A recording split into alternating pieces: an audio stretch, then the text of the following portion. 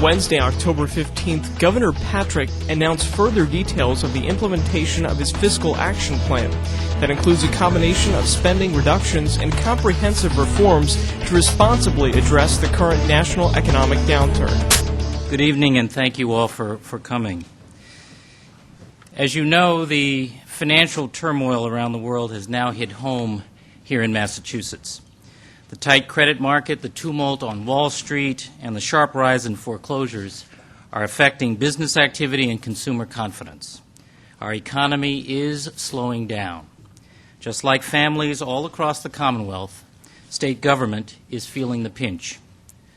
2 weeks ago, I announced that revenue for the first quarter of this fiscal year was short $223 million. Though that is less than 1% of total projected revenue, and September was the first month in nearly 2 years when revenues were short.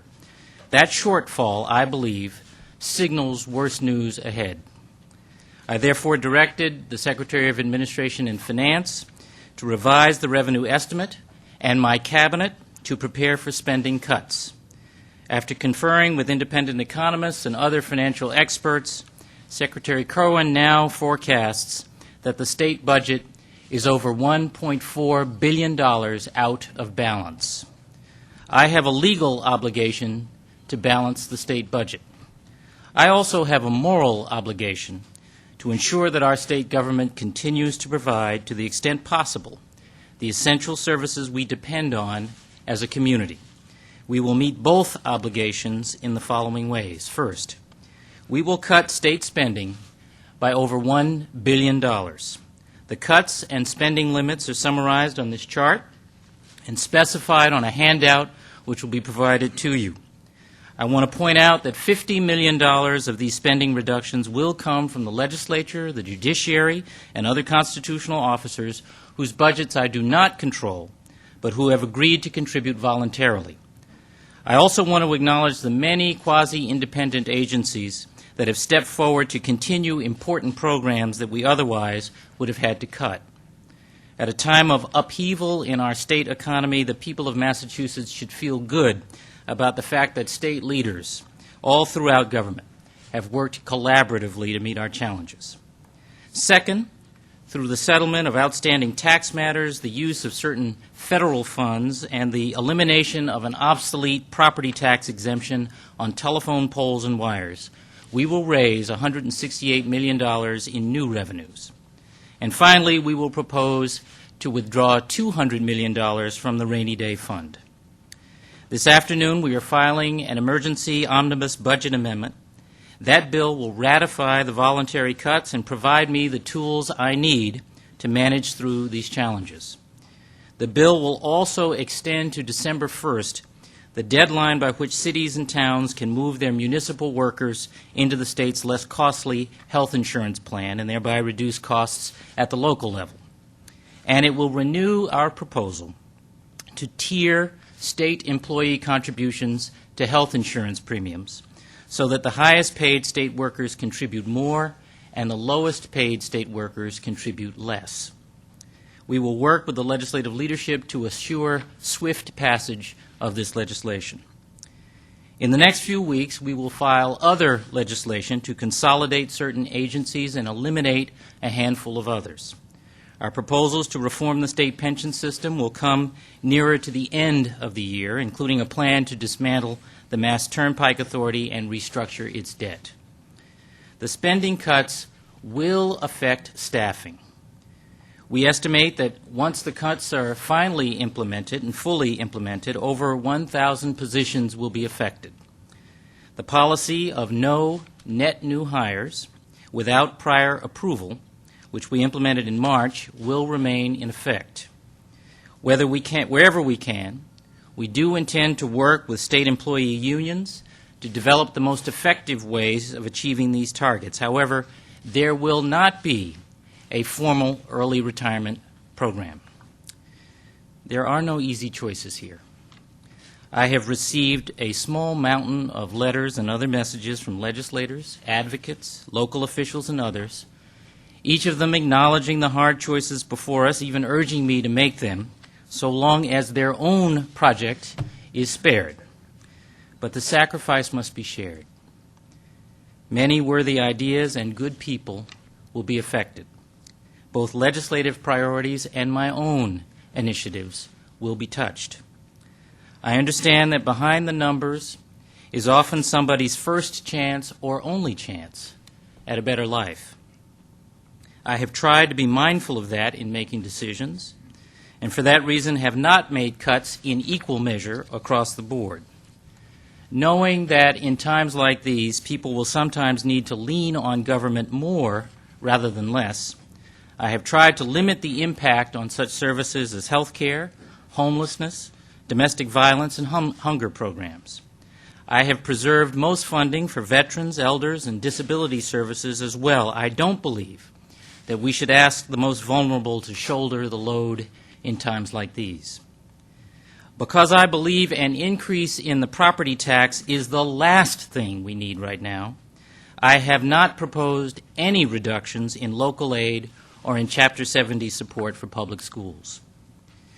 Now, all economies are cyclical, and we will cycle out of this downturn. For that reason, I believe that we must continue to invest in our future so that we are as well positioned as possible to take advantage of the upswing when it comes. I have therefore cut only modestly in education, life sciences, and clean and alternative energy. In addition, as long as the market for our capital bonds remains available to us, we will continue our investments in road and bridge repair, broadband expansion, public colleges and universities, affordable housing, and other infrastructure projects consistent with our capital plan. There is a tendency, I find, to think of spending cuts as abstractions. They aren't. The state budget is really a compilation of small services and common aspirations. At its best, it reflects the values of our community. But people will feel these cuts in certain services. Expect longer waits at the RMV. Expect less community policing patrols. Expect slower permitting approvals. Expect less frequent maintenance of our parks and open spaces. In the last 2 years, we have worked very, very hard to take the fat out of state spending. Whether it's using civilian flaggers in place of police details where that's appropriate, or reducing the number of toll takers on the turnpike, or introducing competition in auto insurance, we have consistently looked for ways to make government more responsive and efficient and to save our citizens money. And we will continue to do that. But today's cuts will affect services. My team has worked very, very hard to help me make these decisions as wisely as I can, and I want to thank them. I thank the Lieutenant Governor, all of the Cabinet, and their staff for their creativity and thoughtfulness, in particular Secretary Kerwin and her budget team, who have just been exceptional. I thank the Senate President and the Speaker, as well as the Chief Justice and other constitutional officers, the district attorneys, and the various quasi-public agencies for their willing cooperation. And I thank the many human service providers, financial and banking analysts, labor leaders, and nonprofits who have been partners in this process as well. No one will be happy with all decisions, but everyone should be proud of the spirit of shared sacrifice that each stakeholder has brought to this process. In the end, state government is only doing its version of what individuals and families are having to do: figure out how, in tough times, to get by with less. There is no modern precedent for the economic challenges before us, and in this respect, I want to speak directly to the people of Massachusetts. I know you are anxious. There is real cause for concern, but not for panic. My office and your government is here to help, and we will keep governing. I invite you to call the office at 617-725-4005 or visit mass.gov. We will not be able to solve every problem, but we may have answers to your questions about health insurance, home heating assistance, avoiding foreclosure, worker retraining, and other ways in which we can offer help in the ways you need. Call us. we will do whatever we can. No one knows how long this will last or just where the future will take us.